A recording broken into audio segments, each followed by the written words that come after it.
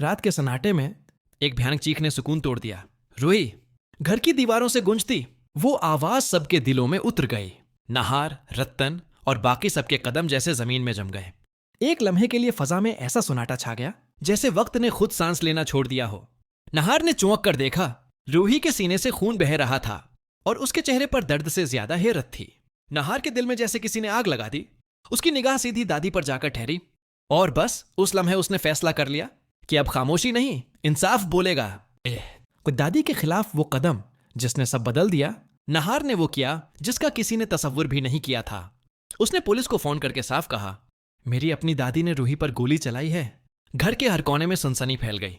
सब हैरान, सब सकते में, क्योंकि गोली चलाने वाली कोई दुश्मन नहीं बल्कि खानदान की सबसे बड़ी बुजुर्ग दादी थी। पुलिस के आने तक माहौल में सिर्फ सन्नाटा था। कोई बोल नहीं रहा था। सिर्फ रूही की सांसों की आवाज थी जो हर लम्हा कमजोर हो रही थी। पुन अस्पताल की दौड़, जिंदगी और मौत की जंग। नहार ने खुद रूही को गोद में उठाया, गाड़ी में डाला और अस्पताल की तरफ दौड़ पड़ा।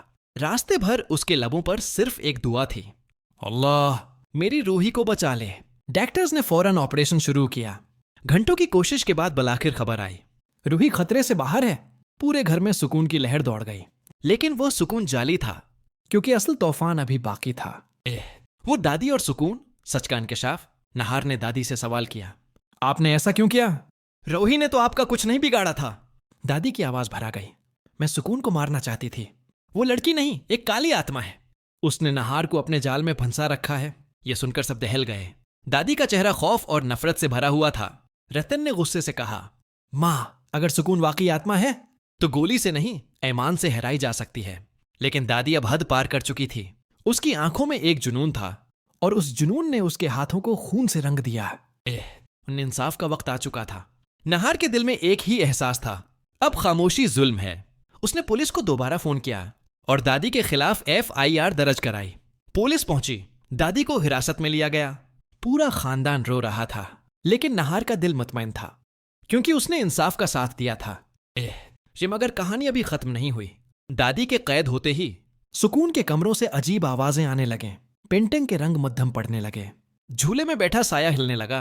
क्या वो आत्मा वाकई खत्म हुई या अब वो किसी और जिस्म में समा चुकी है? रात को रवि जब आंखें खोलती है तो उसके कानों में एक मध्यम आवाज गूंजती है, मैं वापस आऊंगी। नहार के चेहरे पर खौफ और एज़म दोनों साफ नजर आते हैं।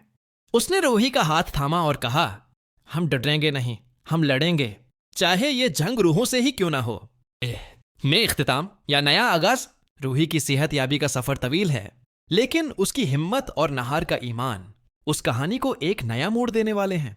अब देखना यह है, क्या सुकून की आत्मा वाकई खत्म हो चुकी है या फिर मनसंदर के अगले बाब में एक नया खेल शुरू होने वाला है। दोस्तों, अगर आप चाहते हैं कि मोहब्बत हमेशा बुराई पर जीते तो कमेंट में जरूर लिखें, I support Nahar and Ruhi.